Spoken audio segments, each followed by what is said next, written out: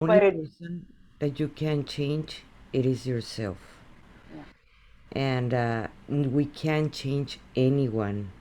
It's not sometimes when even when our kids get to certain age, teenagers, let's put it like that, we can't even change them. They have their own personality, their own way of seeing and observing everything, and we can advise, but in reality, we can't even change them too. right. And you will figure it out. Don't worry, you will be fine after the centering meditation. You're gonna feel better, and the anxiety is gonna leave. And I'm glad that you're here. I'm glad that you signed up today. I'm glad that you're here. Thank you. Thank you for having me, for Yes. sending me the invite. Yasmin, are you there? Yasmin, are you out of traffic? ¿Ya saliste del tráfico, mujer? ¿Estás aquí? I'm listening, but I'm just arriving. Give me a couple of minutes, please. Okay. Well, okay. Then, okay, we're recording. Okay, we are gonna get into a where at least we can have 5 to 10 minutes where we're not gonna be bothered. So like that we can center ourselves.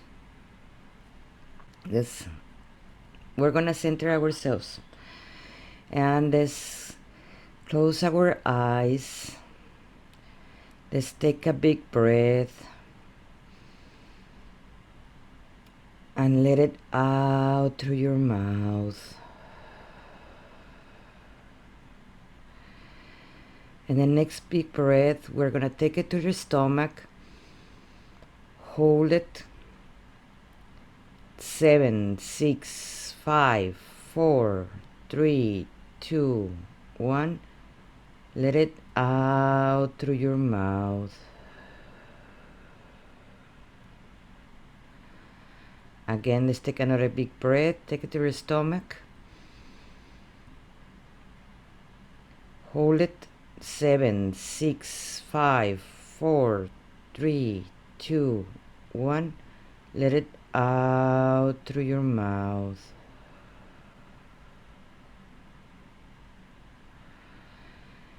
Let's take another big breath. Take it to your stomach. Hold it. 7, 6, 5, 4, 3, 2, 1. Let it out through your mouth. The next breath, we're gonna take it to our heart. Hold it. 7, 6, 5, 4, 3, 2, 1. Let it out through your mouth. Let's take another big breath and take it to our heart. Hold it. 7, 6, 5, 4, 3, 2, 1. Let it out through your mouth. And the next breath, we're going to imagine we're going to take it to our head. Hold it. 7, 6, 5, 4, 3, 2, 1. Let it out through your mouth. One next breath, we're going to take it to the head. Hold it. 7, 6, 5, 4, 3, 2, 1. Let it out through your mouth. One more time, we're going to take it to the head. Hold it. 7, 6, 5, 4, 3, 2, 1. Let it out through your mouth. And now we're going to imagine that our feet are the roots of a tree, and we send all our awareness and concentration to our feet. And they're gonna start going down, down, down, down, passing through dirt, through stones, continue going down, down, through water, continue going down, down, down, until we get to the center of the earth. And in there, we're gonna find a place to anchor our roots and feel the comfort and safe. And in there, we're gonna send all our worries, all our sadness, all our frustrations to the center of the earth. Mother Gaia, it is amazing. As a big mother, loving, unconditional, really unconditional, not trying to change us, accept all that. And it's gonna be there. You wanna come back to that later on, or you wanna leave it in there. Mother Gaia knows how to transmute it into energy and love for us. And she starts sending all her love through all those roots. Start going up, up, up to our feet. Up, up, up to our ankles. Oh, up, up to our hips. Up, up to our stomach. Up to our chest. To our shoulders and our arms. And to our head. And from our head through the center of our head, the crown chakra, start going up, up, up to the sky. It passed the sun, and the sun is a portal that it connects us to the central sun of the universe. And in there, we're gonna ask our higher selves, our divine part, to come down, and all the beings of light wanna be here, and to connect all of us in this call, and for the ones that are gonna come later on or seeing the replay, to be here with us so they can guide us and help us to understand and help me to explain in the best way possible for our highest good, with love and light. And now we're gonna take another big breath, and we're gonna start. You can open your eyes whenever you are ready.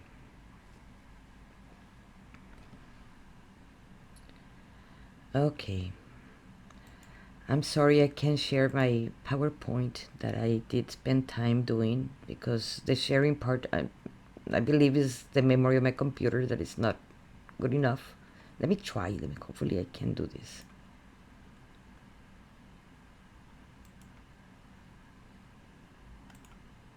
No, not working. Okay. Today what we're gonna be talking in this first day of the class, I love to give always exercises and homework, because that's the best way we can anchor actually the knowledge that we have, that we're going to be acquiring. And I leave you a bunch of exercises for today, and also in the mornings I'm going to leave you an exercise so we can start doing new practices that is going to help us to center. And also I'm going to leave you some practices at night before you go to bed, because I want to get the best for you for these 3 days. And in 1 hour and a half, we're not going to, hour and a half is not going to be everything involved in there in 3 days. But that's why I have so many exercises, so like that you can get the most of it, of this mini class. And we're gonna we would talk about how to empower ourselves. We would talk about the dynamics and the programs that make us accept the situations where we are in. You will learn how to let go the guilt and the shame and the blame that gets you stuck in with the fear of change, remember that something that I always going to talk about, it is the ego do not like changes.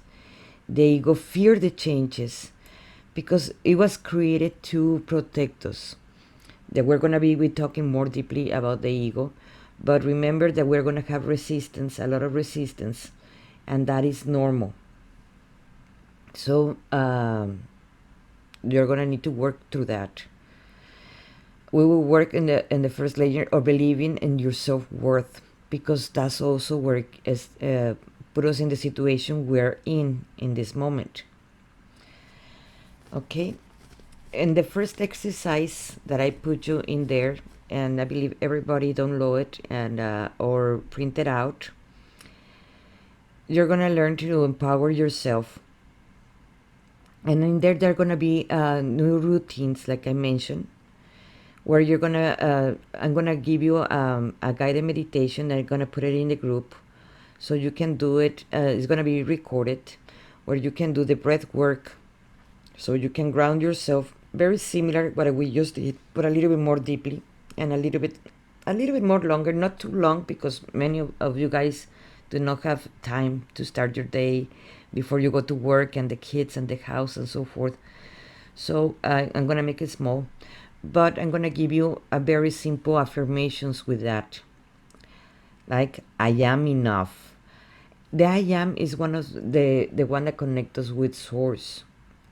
That's how I like to call it, source, but you can call it God, you can call it universe, you can call it factor X, whatever name you want to give it to him. It doesn't matter, because it is the same energy we're talking about. So I am enough. I accept myself. I love myself. I am important, and I am safe. And I put you some exercises in there to become the observer. Something that I have learned about becoming the observer is we're starting to use the frontal lobe of our brain. And the only way we can become the observer is when we remove all the judgment, because when we're judging something, we're not becoming the observer. And that's why it is important for us to actually become the, to remove the judgment. And that can give us a way that we can, before we make any choices, we can observe everything that is around us before we make any choice of anything.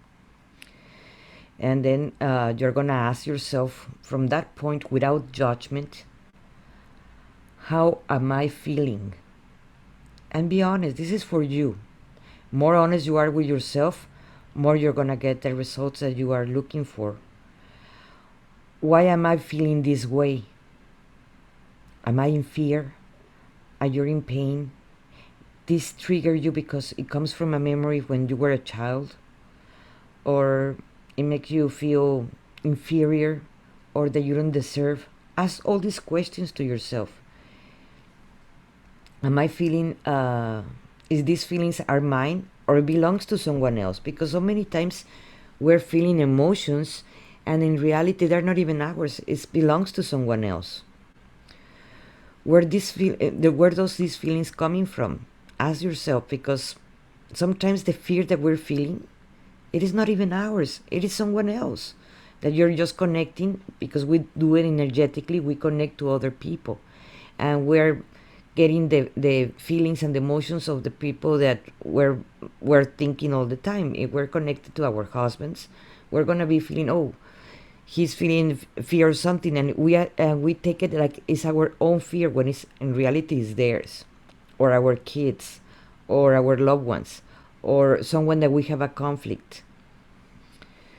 So we're gonna need to ask those emotions, because we're gonna start getting used to it, to become the observer, because that is gonna give you the door open, so you can learn how to make better choices at the same time, because we want to let go the shame and the blame.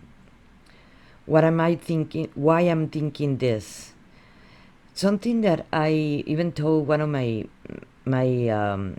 clients today.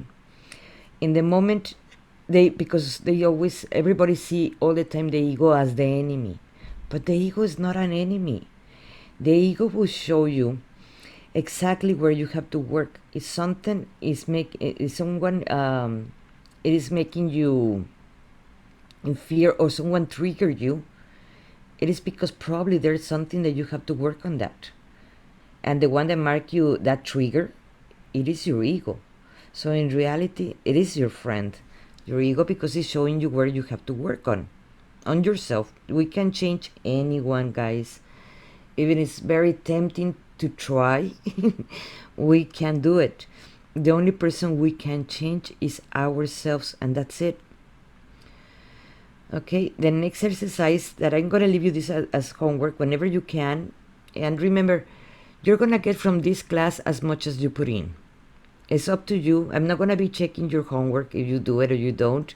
This is the school of life is the one that is going to pressure you to do this homework so you can get advantage of this class. So we're going to be talking about the triggers in a bit. So I leave you an exercise for that. And we're gonna be talking about the homework of those triggers. What is a trigger? And also, what do you really want? The majority, I am a N.L.P. N.L.P is Neuro-Linguistic programmer. And the first thing that we always ask all the N.L.Ps is, what do you want? And when my clients come with me, and I ask them, what do you want? So like that, you want to know, what do you want to change in yourself? Remember, we can't change someone else, we can change only us. They tell me 1,000 things that what they don't want. But what do they want? They don't even realize that they don't know it. So how you're gonna get somewhere if you don't know what you want? And the next one is, what do you want without the influence of anyone? Because we're gonna be talking about programs. So I would recommend you to do those exercises and of course we're going to be talking about narcissism and so forth. Okay, let me start with where are you? I have my PowerPoint very pretty. Okay. Anyone has a question before we start? Janine, Jasmine, Lisa? No? Jasmine, are you there, or you haven't get there? Yes, I'm listening. Okay. I believe everybody want to see later on your face, so like that they get to know you, because we're gonna be talking about very intimate stuff, and that's why people trust sometimes people that are without the camera, but you don't get to know them. You know what I mean? But I will appreciate that later on. But well, okay. Like I mentioned, I am an N.L.P. That it is a neuro-linguistic programmer, and in there we work in different ways and in different levels, how to remove the programs. And what is what is a program? You will say it's not like a computer stuff. In reality, it is. Our operative system is in our subconscious. That's where everything it is anchoring there. Since you are born to the 1 years old, you're being programmed since you were a little kid. When they tell you, oh, let me put an example. I remember when I was a little kid, my parents used to tell me, if you walk without shoes, you're gonna get sick, you're gonna get a cold. And if I accept that program that my parents put me since I was a little kid, then if I walk without shoes, I will get a cold, because I accept that program. And that's how programs are. They're repetitive stuff that the people tell you that this is going to happen if you don't follow this. And it starts, and the problem is when you're 0 to 7 years old, it stays in your subconscious. After the 7 years old, you're more conscious of those programs. They will tell you who you are and how you should behave. And it creates an identity for you guys. And the identity you think you have right now is the identity that it was put through all these programs. The school, the religion, your parents, the society tell you what you should do. You know how you behave as a woman because the program tell you how to behave. Why there are women that are more tomboys, and why there are women that are more feminine?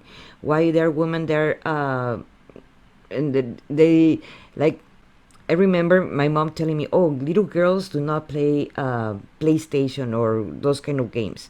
So to this day, if you put me a game, I have problems with my kids when, Mom, come and play with us on PlayStation or something like that. Well, they even tell me there's not a PlayStation, it's Xbox or something like that. I don't even know the names because I'm so terrible, because they tell me, little girls do not do that. Little girls play with dolls. Those are programs installed in us. And so we behave in the way we were programmed to do. And I'm not saying that the parents were wrong or right. What I'm saying is they were also programmed. They don't even know what they were doing to us. They were creating our identity that we have now. So we are going to need to put attention in all that. So that's why observation and becoming aware of those programs are the only way that we're going to be helpful to change them. Because or else we're going to continue being stuck where we are.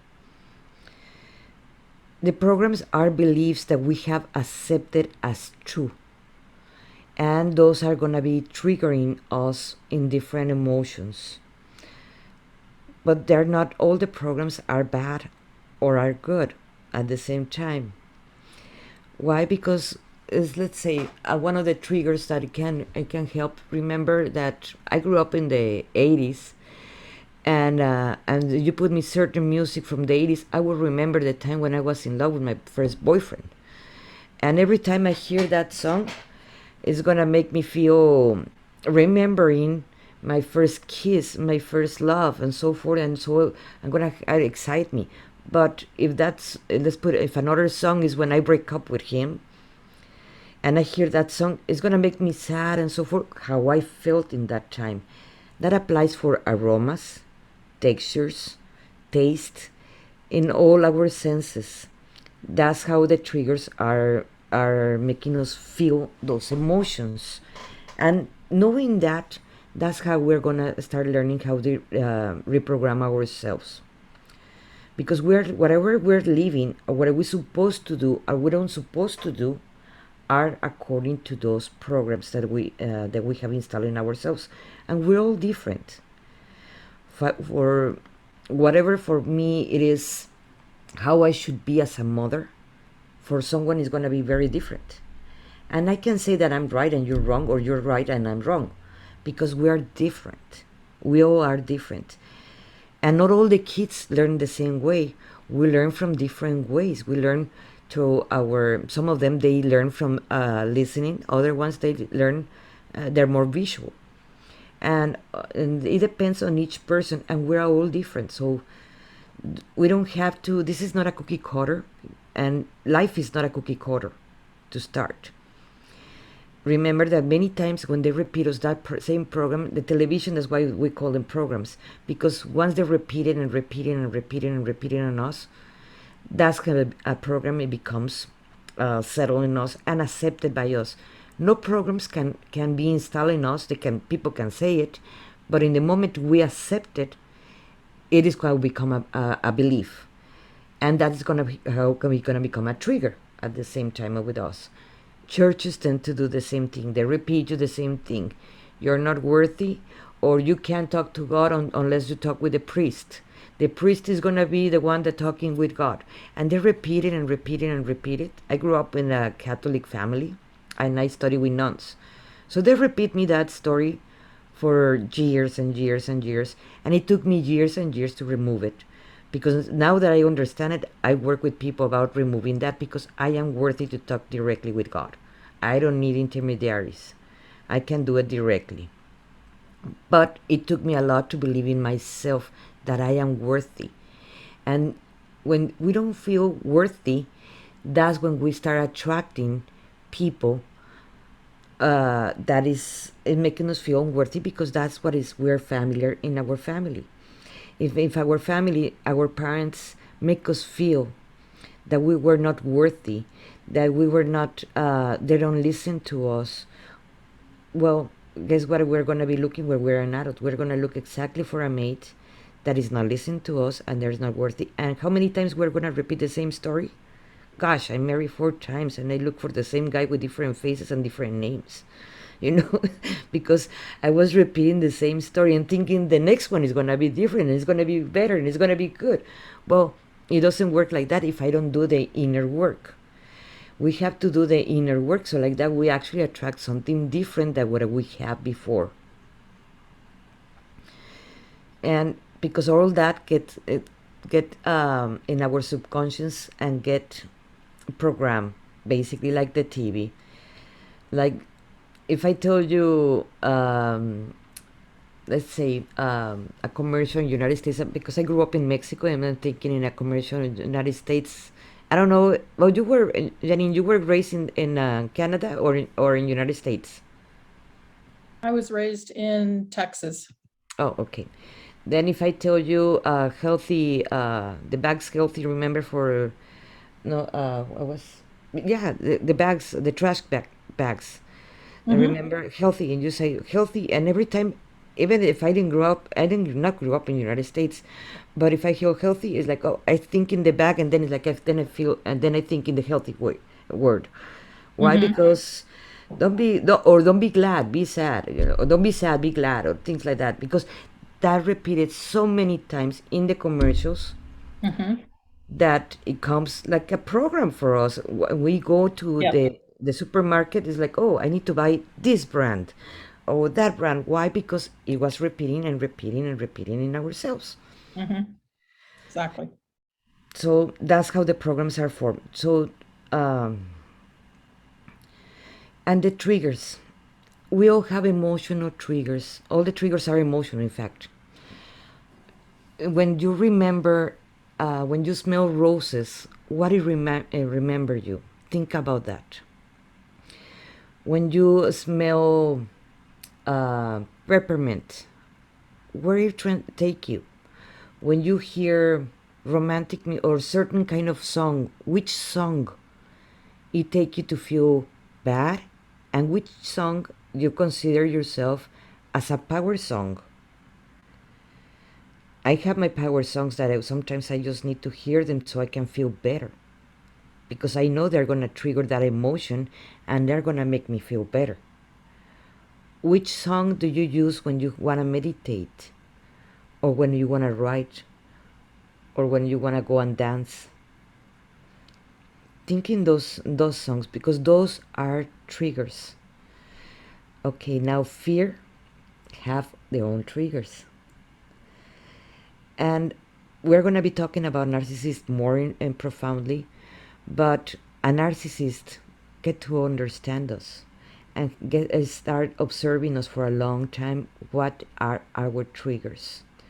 That's why family are very triggering, because they know us so well. They knows exactly what words, what songs, what music, what aromas to tell us that we will cause a trigger in our brain. That's why we react more easy with family, because they know exactly. And that includes our kids, that includes our husbands, and of course our parents, because they know us more than anyone else. So we need to be aware of that, and that's something that we're going to be working on. And when we pass through a big trauma, let's say someone that was beaten or raped or yell at it every time, that did not do the homework or did not got the perfect grades, and you got jail all the time, it causes a trauma.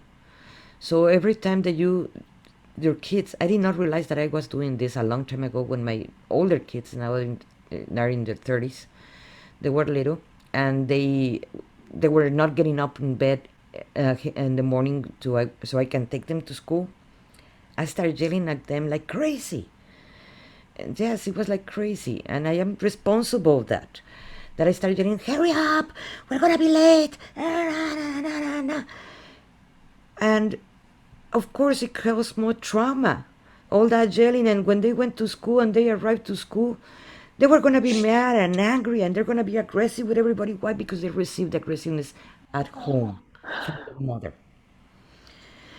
But, and obviously I learned from my lesson that if you ask my daughter, I would not wake her up like that ever. Why? Because unfortunately, my first kids, I did not knew better, and I just traumatized them. And the last kids, I was more a healed woman, and of course, I did not do that to them. But I'm responsible of creating that trauma on them. The problem that I can see more clearly. Ahora sí voy a poner mi cámara. Sí, gracias. Yes. When we're adults and we pass to that trauma when we were little, that we don't feel worthy because parents, we do mistakes. I did a mistake and I'm responsible of that. When they're adults and they look for a mate, they're gonna look for someone that is exactly as aggressive and as crazy as your mother or your father that like they were. Even if now I am a very different mother to my other kids, they still remember and carry that guiltiness because they don't wake up early or because they are not doing the things that like I wanted to. And now they're in their 30s. And guess what? They look for a woman that yell exactly like I used to do when they were little. And I caused that trauma. I have worked a lot with myself to I become different. And I am aware when I'm yelling, of course I shut up because I know I'm doing wrong and I know exactly what I'm doing. But many parents don't. Many parents do not put attention how they're treating their kids. And they're not understanding that they're causing trauma for the partners that are going to be looking and attracting themselves into their lives. They are not aware of that. And if we are aware of that, we're not going to cause trauma, but also if we're aware of that, we're going to heal our own trauma where we are in this moment now, us, because we are repeating a lot of, if we're not aware, we're repeating the same mistakes our parents did in our relationships with our partner and with our kids or the future partners that you wanna bring. And the same fears that our parents have, guess what, guys? We have them too until we work them out. And we're going to be working out in this class because or else we're going to be attracting whatever we fear more. Whatever is your fear, you're going to attract it. That is part of the law of attraction. Attracting all those fears. Okay. And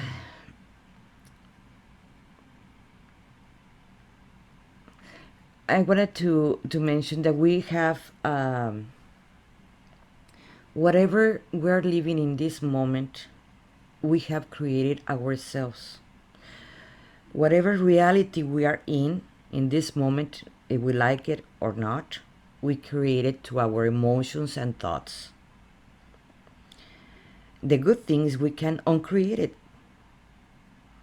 We can uncreate that. We are that powerful. Part of the program is do not believing in ourselves enough. It can come from the parents, it can come from society or church or whatever. And it's not believing in ourselves, that we are powerless, that we can't change our reality that we are living in this moment. But we can change it. We are that powerful. So, but if we continue working with the program as, because I remember seeing my mother playing the victim card and like, oh, poor me, your dad is yelling at me, or you don't want to give me money, or whatever things, or whatever drama my mom was there. Guess what? I was doing the same thing. So she continued that program. And she was not able to change that program because she was not aware that she was playing that role. And when you're playing the role of a victim, you are powerless. And you can change that. But in the moment you understand that you are creating your reality through your emotions and thoughts, you start coming out of that mentality and becoming responsible, like saying, I did that mistake when my kids were little. I am being responsible now, and saying, yes, I used to yell, and I ask for forgiveness to my kids because I was that mother and I created that trauma on them. But then I am starting empowering myself because now I can change it. If I know that I was doing that harm, well, who can change that? My husband couldn't change me. My husbands couldn't change me. The four of them couldn't change me. The only one who can change it was myself. And to becoming responsible. Oh, I'm gelling. I should stop gelling. Things that sounds very complicated are not. They're more simple than we think it is. So I would like to know where you guys are at. What do you have understand here, or you want to share something? It is that you have to live only for your kids. That's a program. But you have to live and be happy because of you. Because you are important. Thinking that we are less than our kids, it is a program that the society installed in all of us. That we have to be happy for them, but not for us. It is a program. That is why it's important to understand these programs, because those are the ones that make us very happy. Because part of the programs, I come from the same culture as you. I'm Mexican.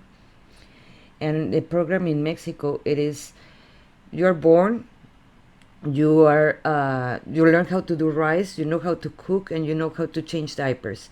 So like that you become a mother. It is not important even if you study a career or not. What is important is you become a good wife and a good mother, and your life you're gonna devote it for your kids, and then you get old and you die, and that's it. And it's like, it is a really horrible life for all of us, and that's a program. Why? Because we're human beings and we deserve whatever we really want to. And that's totally beside of our motherhood. Our motherhood is completely separate from that.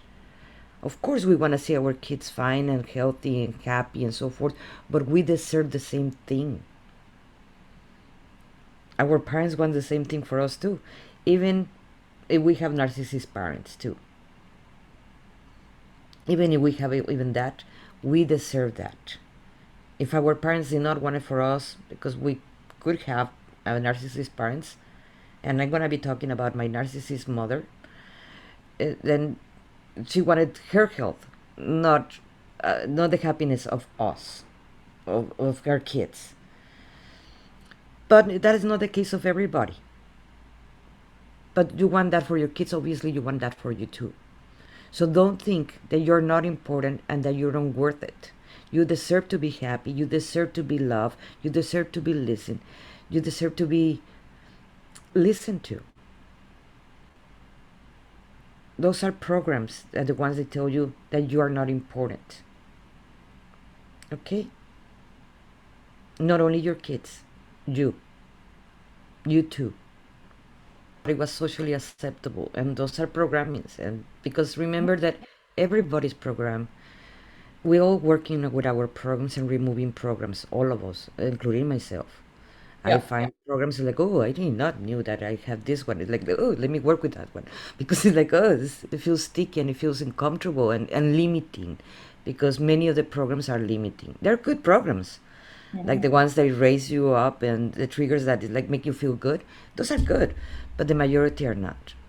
How would this have affect you growing up with narcissist families? Besides that, we don't think we worth. We can become the narcissist ourselves, or we are gonna be the enablers, and we're gonna look for narcissist mates because that's what we're familiar. That's what we're used to it. Like, like I was saying, I used to yell a lot to my kids when they were little, the older ones, and what do they look now? Now they got married and they have kids and my great grandma and so forth. They look exactly for a woman that yell as much as I used to yell at them. Why? Because that's the program I install. I am responsible for that. That also I have to forgive I have worked to forgive myself for the damage that I did. Because that's what they look. And that's what we're looking for. when we're healing ourselves, that's when we're healing also the other relationships that we're attracting, that we're living. But if we don't observe where we are at, if we don't observe the programs that we were installed by narcissist or selfish people, because they don't know better. I'm not saying that, oh, our parents were bad and this and that, or the men are bad. It's not about blaming or sending guilt to anyone. It's just to learning to observe where we are so we can change it.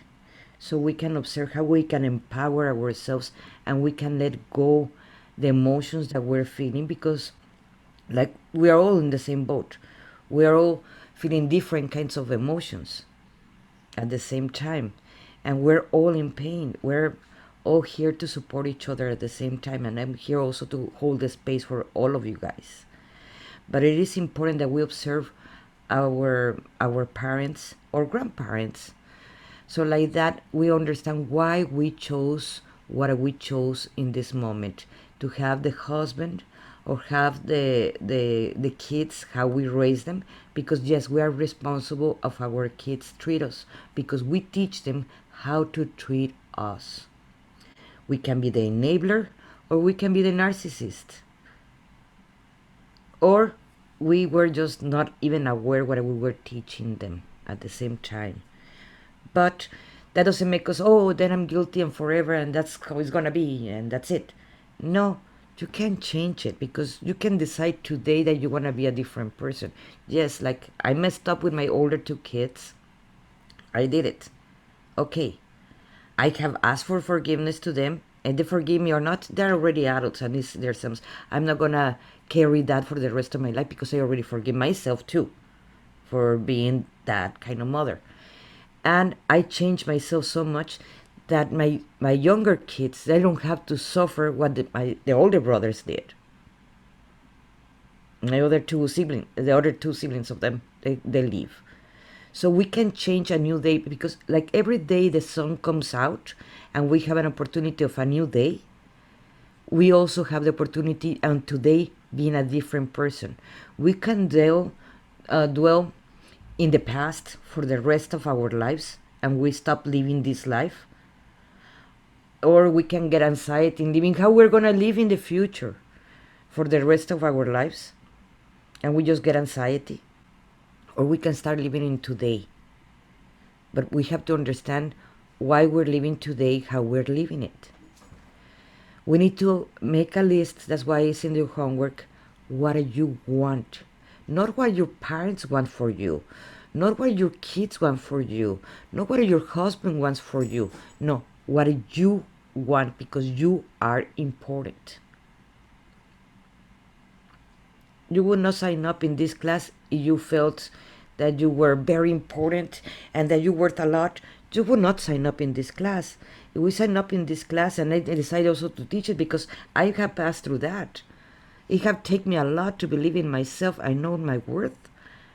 I had beatings, cheatings. I have, because the choices that I did in men, it was what I thought that I deserved. And the wrongs I did to my kids, it was the wrongs that I thought that I was following the recipe of my parents. And obviously I was having a narcissist mother. So the recipe was wrong to start. It was too salty already. And that is important. And when we're going to be talking about the conscience of the guilt and shame. The guilt and shame is not only an emotion; it is a state of mind. And to get out of that state of mind, it is the conscience. We have to forgive ourselves and forgive the perpetrators too, or else we're gonna be getting stuck in there in the old programs. So that's why it is important to let go, and that's where we're gonna be talking about the narcissism conducts. I know everybody throw away the term narcissism here and there, but believe me, I have studied this and I continue studying this because I have came to understand that the majority of the problems of the world comes from real narcissism. And I'm not throwing that word just like everybody because it's a fad. because it's fashion. No, I understand what is narcissism, and that's what we're going to be talking about. That when the feelings of being criticized and judged, that's what it also is part of the program that limit us, and that's why it is important that we have to let it go. That's why it is important not to hold an image in front of some people in certain way, even if we're feeling another in a different way, because we're feeling guilt or we're feeling shame. Because then we're totally controlled by the people, by everybody else. And guess what? There are thousands and thousands of narcissists around us, even if we're not aware. There, I'm not gonna tell you about how many categories of narcissism or what kind of narcissism are. What are the kids that they become narcissism? What happened? Because there are different kinds of kids that they can be the golden child, or it can be the scapegoat or the invisible child.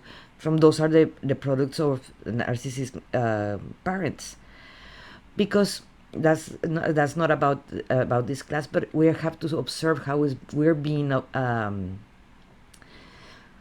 how we're being affected by it, because this is the mates that we have attracted to ourselves, and this is what we are doing to our kids. So so we have to first understand how we affect us, the narcissism, the guilt and the shame. When you feel guilty, you're feeling all these emotions that you did something wrong, first of all, and you perceive everything that what you be in your life, and we get into different stages. Remember that every 7 years we change as human beings. We're a very different person when you were 7, when you were 14, when you were 21, etc., etc. And we become and analyze. I don't know if you guys remember when you were 30, in your 30s, that you is like, oh, I haven't done this, I haven't done that, I haven't done this, and you start analyzing all yourself. Well, and that's when a lot of guilt comes in. And it comes in the 30s and it comes again in the 50s. So be aware of that one, guys, because I just passed through that one. I'm going to be 52 in a few days. So it is also, that's when you start analyzing everything in your 50s. Again, like when you were when you turn 30. It's the same thing. And that lot of guilt shows up. You're feeling remorse for what you have done and what you haven't done. And you feel responsible of everything at the same time, and that's when you're feeling guilty. You're relating every single action that you make as a mistake, and you're committing every single offense that is hurting everyone. That is, you're not a narcissist. If you're a narcissist, you don't have empathy. You don't feel empathy at all for anyone. You can act like you have it, but in reality you don't have any. That's part of the traits of narcissist. And when you're feeling shame, that is the one is a little bit more dangerous, because in that one, you're gonna feel that you're a bad person, that you're unworthy, that you don't deserve anything. When you're feeling the shame, so you will settle for anything because you don't think you deserve better. So many women that are looking for guys, and right now that I am in the open to the, if we put it, not open to the market, that sounds terrible, but like I'm single, and I've been single for 4 years, and in reality I haven't had a date. Why? Because I don't wanna settle, because I know how much I worth and I know my value. So I am not planning even to settle soon, ever. Actually, not ever again. I did it in my past. That's why I married 4 times to the wrong and same guy. Because I settled because I was feeling afraid and I thought I did not worth. And also, and in a relationship with other, you always will be subject to what everybody is gonna, the judgment of others. And that's when you feel ashamed. Oh, I am a divorced woman, I have kids, I have that, so I do not deserve better. So you feel worthy, and that's where you're going to be continue attracting the same thing. Not because you actually fall in love with that person, it's just because you thought you could not you can have better. And because the judgments of others, at the same time you let them affect you, what others will think of you. When you are understanding your worth, your value, yourself, you love and accept yourself, what other people think about you, you don't give a shit. Not anymore. You know what? Whatever other people think about me, I really do not care. We're going to be more profound going into the judgments, how to release them and how not be affected by it. So the shame is a very powerful emotion that can cause people to feel defective, unacceptable, and damaged beyond repair. I hear a lot of my clients when they tell me, I am broken. It's like, you're not Humpty Dumpty and they can put you again, together again. Come on. You are not broken. You are whole. And what you're doing right now is observing those holes that you have in yourself, so like that you can feel yourself again, but you are going to be doing it. There is not a magic wand that any healer can come and charan, I'm going to heal you, and you don't have to do anything. You just have to look pretty. No, you have to do the work, because there's not a magic wand that do that. And no one has that magic wand. If someone has a magic wand to do that, just let me know where I can buy one. I will be more than happy to try to get one of those. So when we have lower self-esteem, we're not believing in ourselves. If we're not accepting who we are, we're having low self-esteem.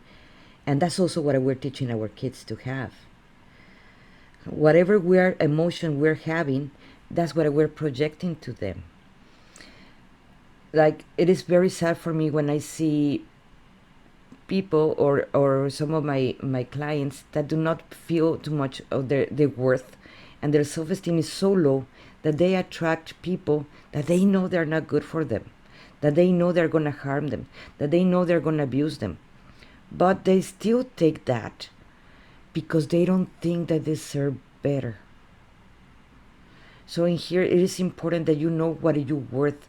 It's important to know what you want to, who you are, and where you want to do with your life before you even move to a relationship, or else you're going to continue attracting the same thing, and you will not understand what your kids are passing through at the same time. And some of you, we have older kids. Now some of us were grandmas already. And it is important if we change it, the good thing about this, if we change it in ourselves, we are also helping the next generation. If you don't change it yourself, that's what you're going to be teaching your kids.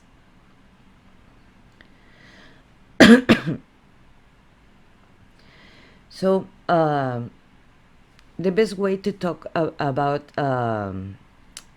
feeling ashamed is to remember that it takes always your power away.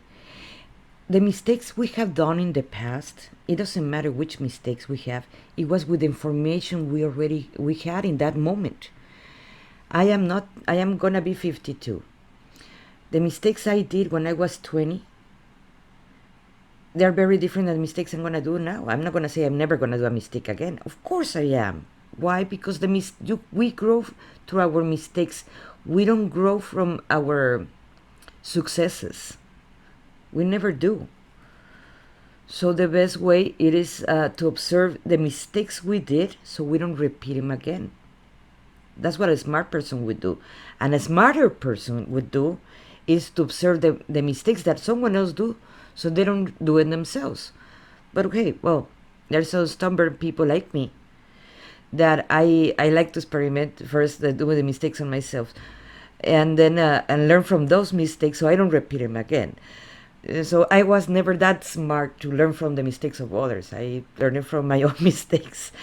But I can't continue judging myself for the mistakes I did in the past, because or else I'm not going to have a life ever, just feeling guilty and shame, and that will get me stuck in there, in that emotion that it is part of the programs that are limiting you. And so many mistakes that are not even your faults. And so many, I'm not saying that I'm taking responsibility from you, because that will take your power away. But many mistakes that we're carrying, we accept them because someone else told us that you were guilty when you were not even guilty. But when you feel guilty, is the best way you can be controlled by someone. If you are in power, they can control you. So it is easy to someone tell you, you were a terrible mother. And if you believe that and you accept that, then you are going to be very depressed and until the day you decide to let go that guilt. Because you accept whatever someone tells you. It doesn't matter. It can be your husband, it can be your mother, it can be your siblings, or it can be a mother-in-law of your daughter. You know, just don't accept what other people tell you. You have to analyze and become the observer of yourself. If you were a good mother or you were a bad mother, and if you were a bad mother, like in my case when I was younger, okay, I accept it. I have asked for forgiveness. I have changed, and I let go that shame and blame that I used to carry, because or else I would not grow as a human being. I would not be even able to teach this class and help others in the same situation that I was. Okay, so when we grow up in a narcissist family, we are gonna be carrying a lot of shame and blame. The scapegoat is one of the kids that is grown in a family of narcissists, and that is the one that takes all the blames and shames of the family, of the narcissist, not the family, for the narcissists. They are the ones that are going to be carrying all that shame and blame all the time. I call it in Spanish the pipila, the one that carry the big stone, and so everybody gets safe, and like that is in the Mayas. In our tradition, we have a Indian that when it was the battle with the Spanish, they carry a big stone that we call the pipila. And the pipila, it was he carried so no one suffer and so forth, and no one have to basically suffering, and that is the scapegoat when you grow in a narcissist family.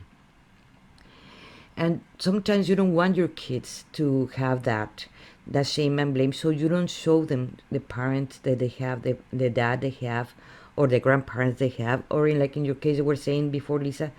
So like that, no one would know how kind of mother you had when sitting 101 and Thanksgiving in your house, like you were saying, Lisa. Well, and you did not knew what faces to put to your friend or your boyfriend. That is like, how do I gonna tell you that I have a narcissist mother, that she didn't want you to in there, because or else she's gonna show her true colors, and she's gonna be more ashamed than I am. The black sheep also can be in the invisible child. The invisible child can be also the black sheep because it's not present, it's not there, you know. And those are not the narcissists; those are the products of narcissist people. But also we have the golden child. The golden child, it is the son or the kid that the parent all the time is like, oh, you're the greatest, you're the more pretty, you're the smartest, you're whatever gift they have. Happen when that golden child as an adult, that you are the one that put in a pedestal, that kid failed you, and then actually your life and everything will calm down. Relationships that you have now, that's your relationship you're in. For they don't suffer, I carry their pain. So they don't suffer, I will hide the grandma. Or so they don't suffer, the rest of the people, I don't say what is going on in my house. There is an old saying that says, the dirty clothes you wash in home, so no one finds out. The dirty clothes of the house, you never wash it out outside. Yes, but those are ways of hiding the basically the narcissist in them. So when you are in a situation, when you are in your family that is falling apart, your marriage is falling apart, you're not happy, your kids are having problems, you lose your job, or everything is falling apart, and you still want to hide it, is when you break down and you're becoming chaos, because you're trying to hold too much control. There's things that you can't control. You lost your job, your marriage is going down, your kids got in trouble, you're trying to hide everything from the society, and that's when you're falling down your part, because you don't want to be honest with yourself what is going on. And those are traits that you come from a probably narcissist relationships. It can be from a husband, or it can be from your parents, or it can be both. You know, it can be, and even in a divorce. In a divorce, you're gonna feel what are the other people gonna think if I divorce? How the people are gonna judge me if I divorce? How my family, my kids, my sibling, or whoever, are gonna be accusing me, or what are they gonna think that I was as crazy going out with one man and another man? So I don't want to get a divorce because I don't want people to think bad about me, or how good woman I am, because we can be also the narcissist ourselves. I'm not gonna blame the rest because we can be also ourselves. But if you're the narcissist, if you don't heal yourself, or you're enabling the narcissist, guess what? That's what you're gonna create for your kids. And something that we have in common, all of us, is that we have kids, and we don't want our kids suffering. So if we heal ourselves, we're healing the future generations, and that's why it is important to heal ourselves, because we don't want to they suffer where we are now. If they have new issues, we prefer new issues than the issues that we're passing right now, because they were not nice and they don't feel good. You guys, some of the traits of the narcissist, so like that you can recognize them in someone else or in yourselves, because this is very important, because this is how you can heal yourself, and you will learn how to put healthy boundaries, because you're going to be affected by them, or if you're doing it, you can change it yourself. There is no, first of all, the narcissist, one of the traits of the narcissist is never going to say, I am a narcissist. They're always going to deny that one. They're not going to be responsible of any actions or whatever comes out from their mouth or thoughts or actions. So that's something that they're never going to do. They are incapable to feeling empathy for anyone. They can act, they have empathy, and they're good people, but they're not. They just don't feel anything. And there are different kinds of narcissists, that's separate. But I'm just saying first the traits. They are master manipulators. Poor me. You're not doing this because you don't love me enough. And sometimes I remember growing up, hearing this from my mom, saying all of the times, if you don't do this, it's because you don't love me. It's like, or you do this, what people are gonna think, or they're always gonna try to instigate fear in the other human being, and usually the human beings are when they're little. They're 3 or 4 years old, trying to understand the world, and they're already being manipulated that they don't love enough their mom, when that doesn't have to do with anything. It's just their mother is a master manipulator, or the dad, or whoever, the grandma, whatever. They observe people as they can use. That's why they use it, because they don't have respect, and they will not follow any boundaries of anyone. So if you put a boundary, you can't treat me like that. Oh, of course they're gonna break that, and they're gonna do that because I believe I can say this, they don't give a shit. That's the word, exactly. They don't give a shit about anyone except for themselves. As the only person that is important in their life, the majority of them, they have the grandiosity. They feel like they're superior to anyone. They're smarter, they're prettier, they're always going to be in competition. They have to always bring out have the attention of everyone. And they're the only person that is important in the room. They resist to change. They don't like that. Why? Because they don't want to lose the control. Like, they have the control. They have to control by any means. If they have to put fear, and some of them, they can become aggressive. My third husband used to beat me. Why? Because it was a way to control me, and the only way he could control me was beating me.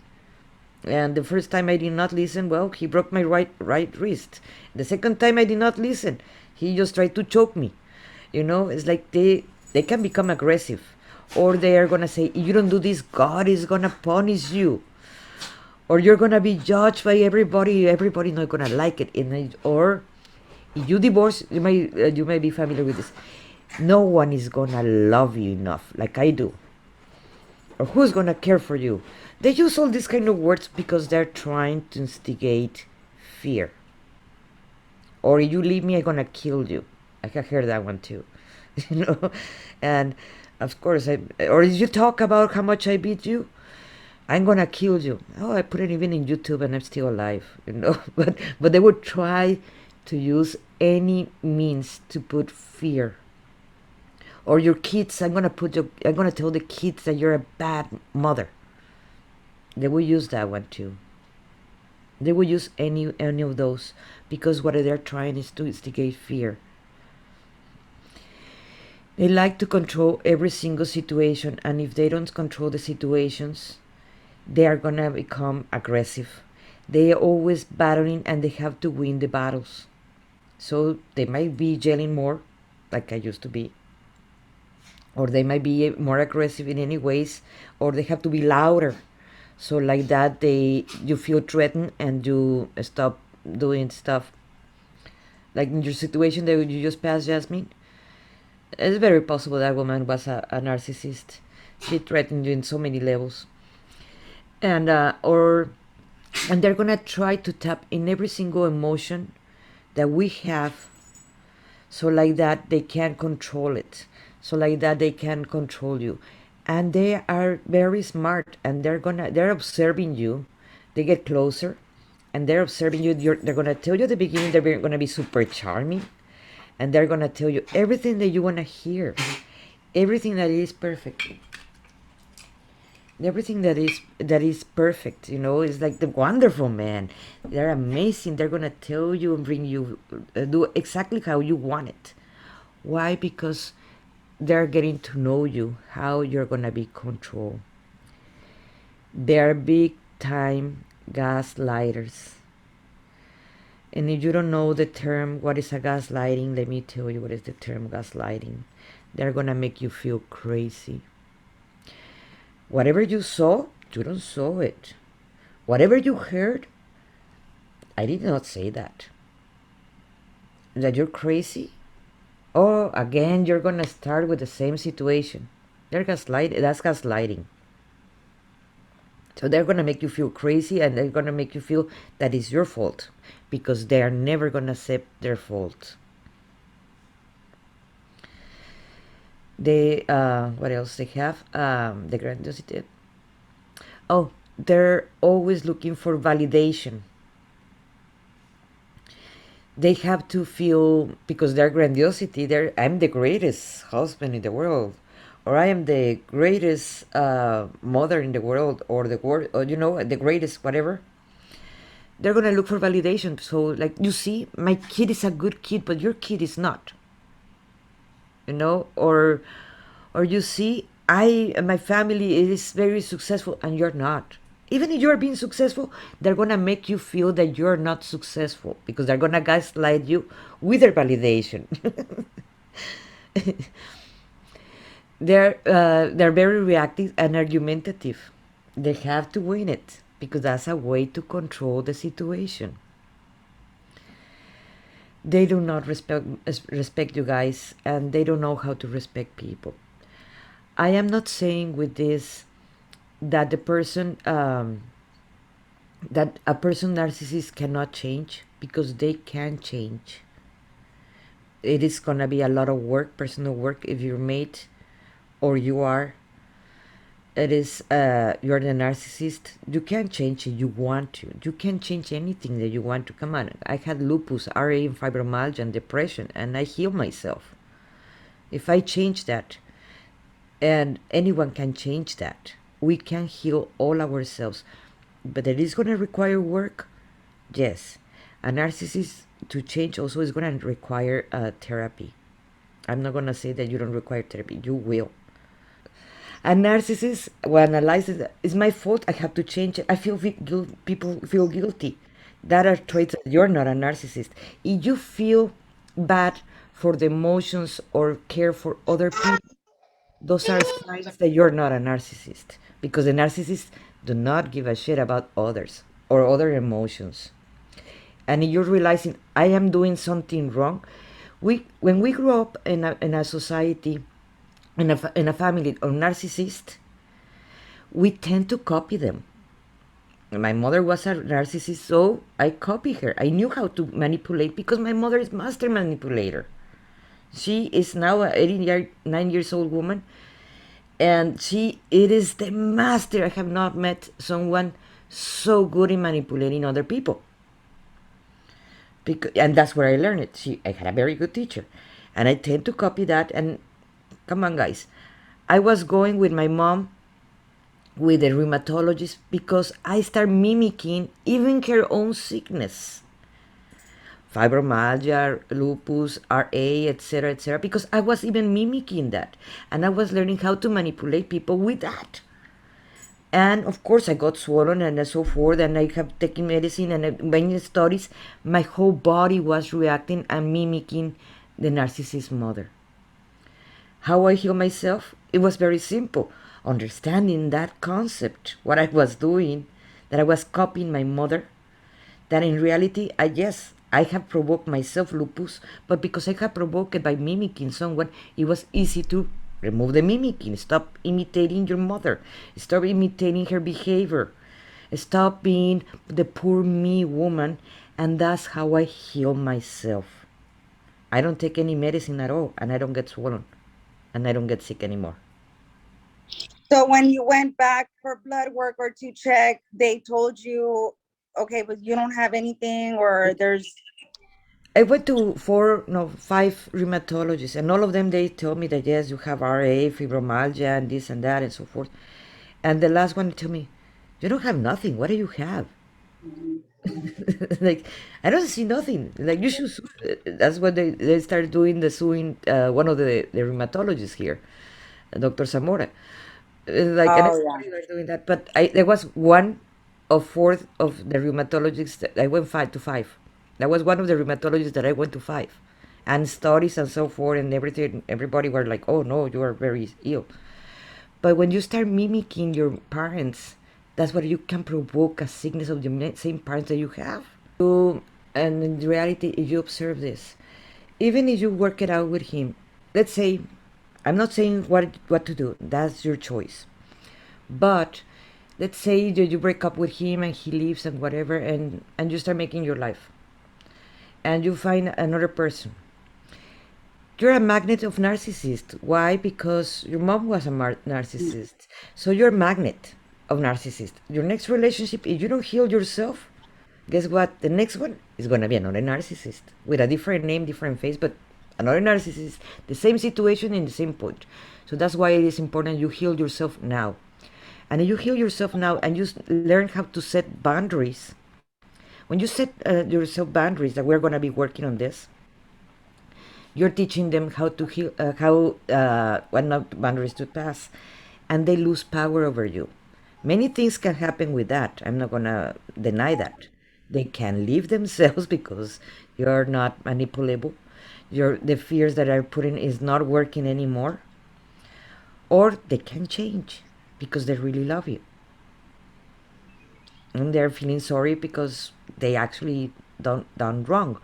Anything can happen when you set boundaries, healthy boundaries. Boundaries, what it means is you're teaching people how to treat you, how you want to be treated. That's what it is, a healthy boundary, basically. And everybody should have boundaries with friends. You have it with friends. Hey, you can come in at 3 o'clock in the morning at my house and drunk. It's a healthy boundary, not having with friends. You put boundaries like that with your kids. Hey, you can come and yell at me. Why you're not putting healthy boundaries with your mates? It is important to have healthy boundaries with everybody.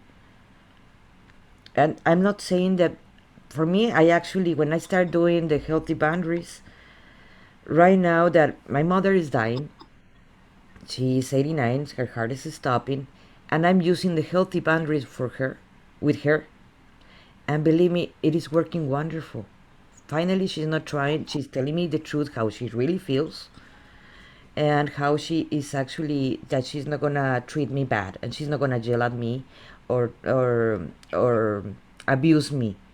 Why? Because in my case, I'm not the only child, we're four, and I have to work.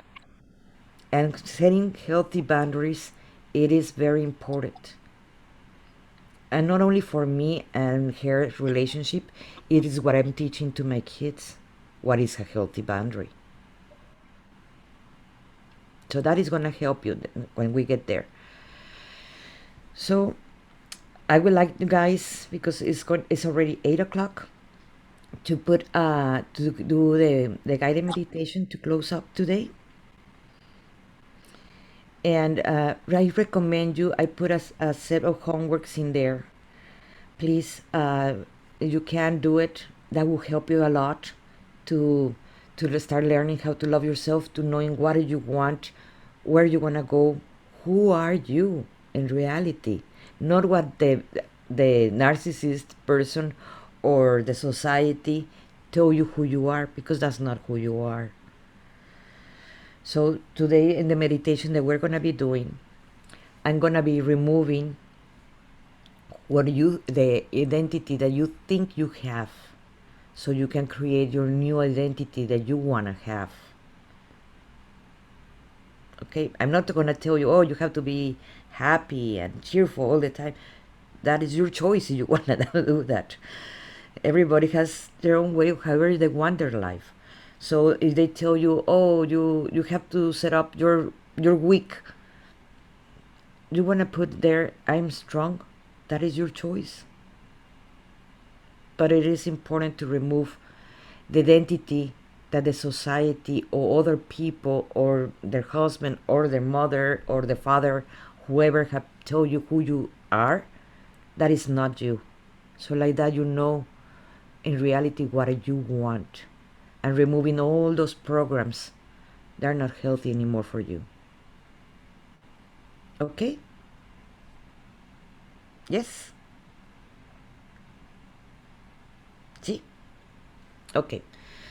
So get into a comfortable position. We're going to do this activation. And let's sit down and close our eyes. And let's take a big breath and take it to our stomach. And let it out slowly.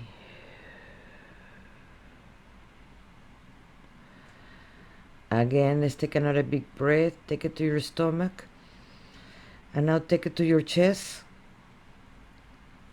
And let it out slowly.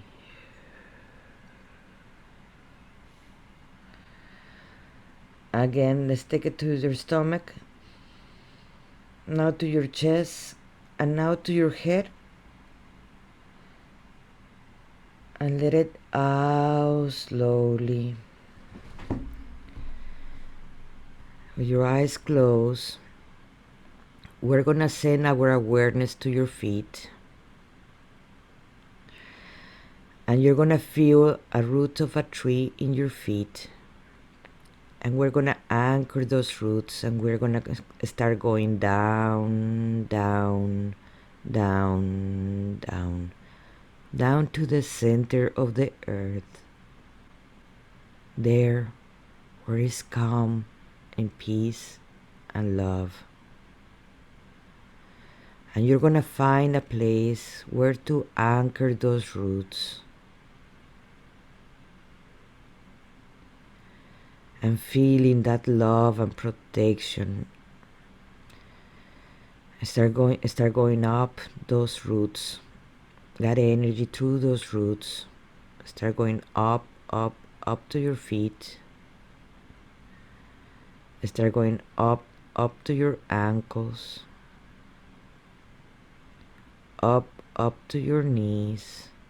And feel how relaxed them, your feet, your ankles, your knees. And now start going up, up, up to your hips.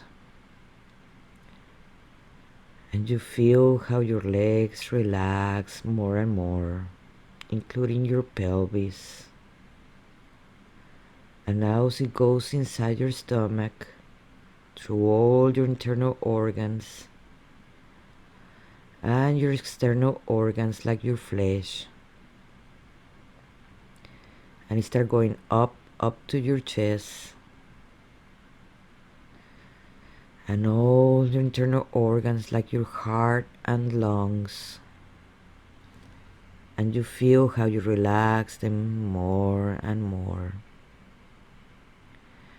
And now start going to your shoulders and your arms and your elbows and your hands and nails, and you feel how you relax more and more. And start going through your neck, now through the back of your head, and it just melts in this moment, in the here and now. Now it goes in the top of your head, and you feel how it melts in this moment, in the here and now. Now to your forehead, and you just surrendering and let it go in the here and now.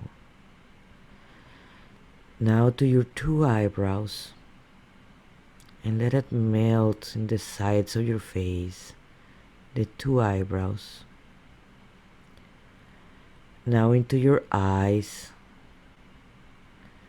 behind your eyes, and you feel how they relax more and more. Now through your nose, inside your nose, to your mouth, inside your mouth, and you relax more and more.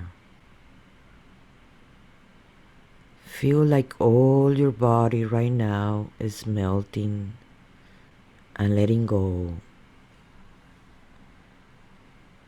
Now you're going to imagine the number 3 times. 3, 3, 3. In the next breath, you're going to imagine the number 2, 2, 2. Let it out. In the next breath, you're going to imagine the number 1, 1,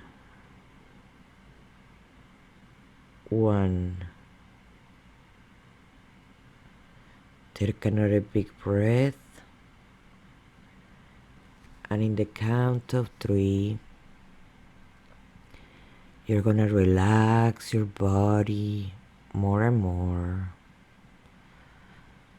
and you're gonna let go whatever you fear, whatever worries you have, any emotions that you have right now. Put it in a cloud. You can come back later on if you wish for that. 1. Let go whatever doesn't help you in this moment, and being here, listening to my voice. 2.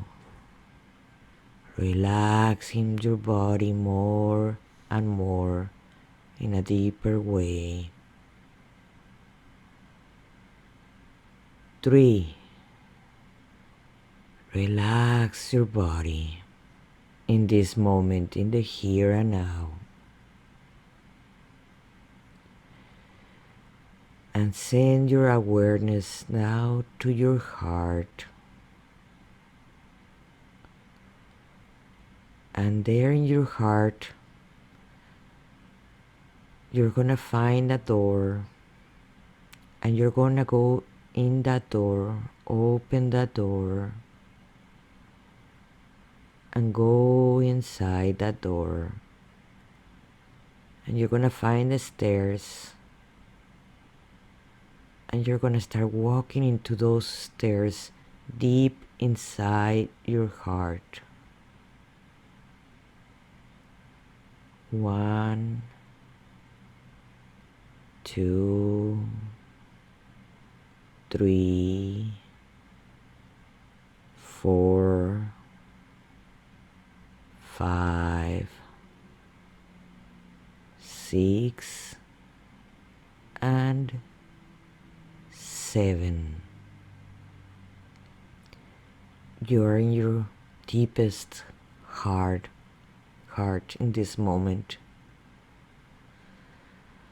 and you're gonna find a vortex in this moment. There is a dimensional door,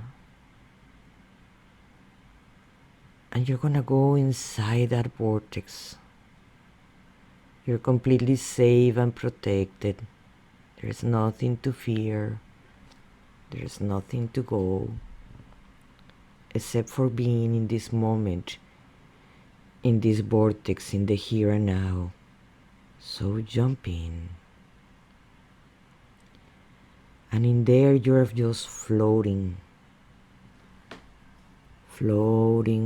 yourself, like when you're in water and you let yourself go, and you're just floating, relaxing your body more and more.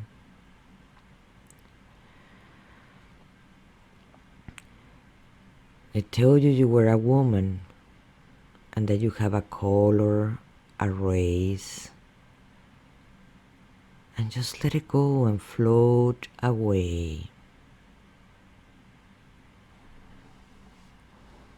Whatever personality you think you have, let it flow away. If you have any sickness, any pains, let them float away.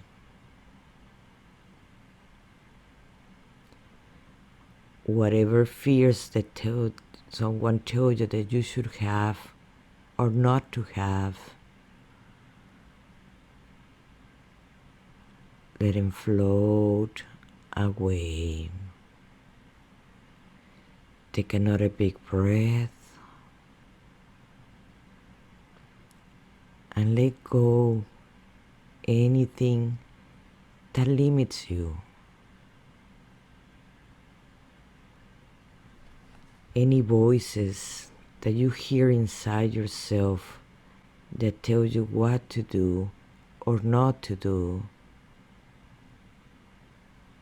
let them float away.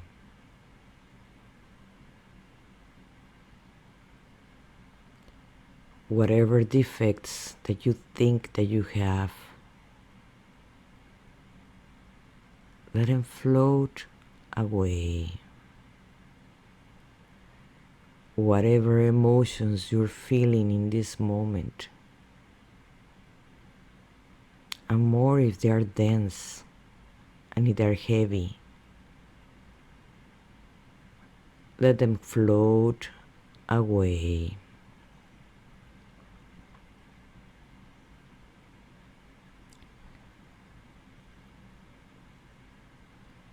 Take another big breath.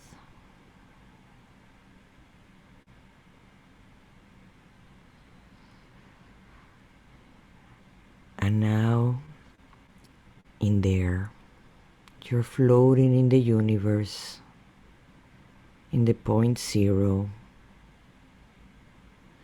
where you can construct and deconstruct yourself. And we are taking all the programs that limit you, that make you think how much you're worth or not. We're gonna let them go and float away. whatever you think that you're punish yourself, that you deserve or not deserve, let them float away. You're carrying guilt or shame because someone told you that you were responsible of these actions or not. Let them float away. Whatever mistakes that you have done wrong in the past,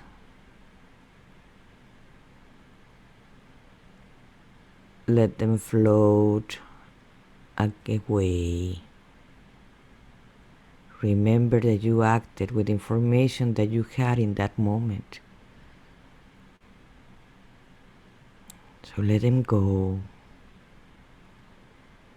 If you're judging yourself that you were a good mother or a good wife or a bad mother or a bad wife, let them float away.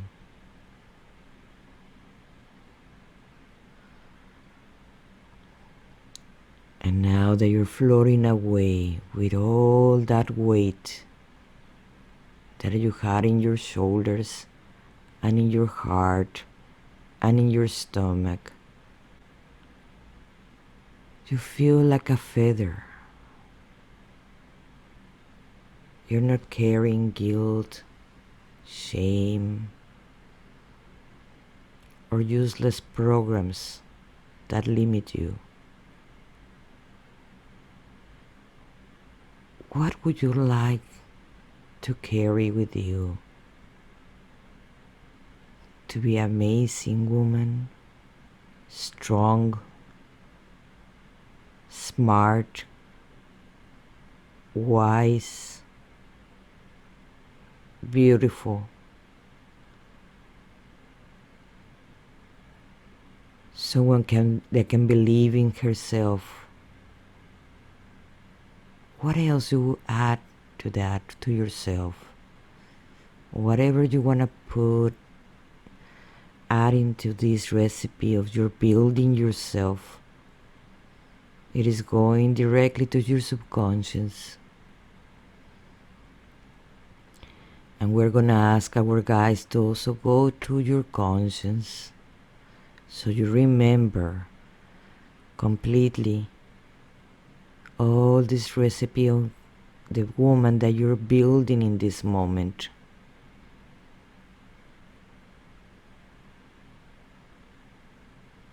Because this woman is amazing. But we're going to ask that you can see it yourself.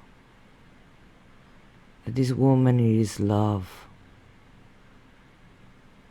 So you can feel it in this moment too.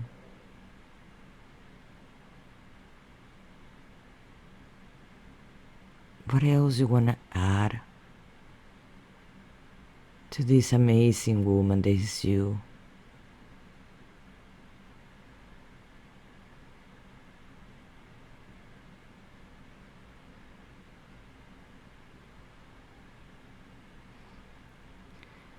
Now, from this point, we're gonna give thanks to all our guidance, to our divine part, to Source,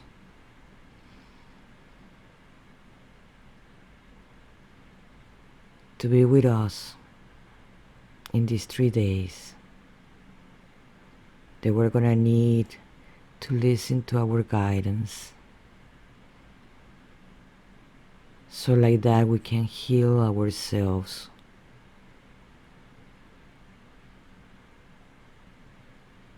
Because we are this amazing woman, loving woman,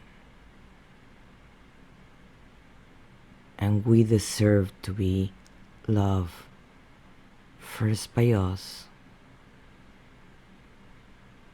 and by Source, that always is loving us,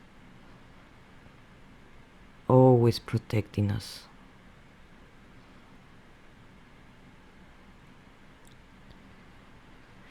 We thank to all these beings.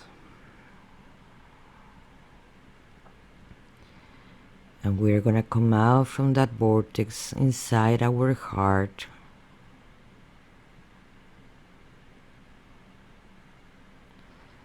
We're gonna go up into those stairs. 7, 6, 5, 4, 3, 2, 1. Now you're in your physical heart. 0. And you're gonna start feeling your amazing body. Feeling more relaxed, more in love and accepted.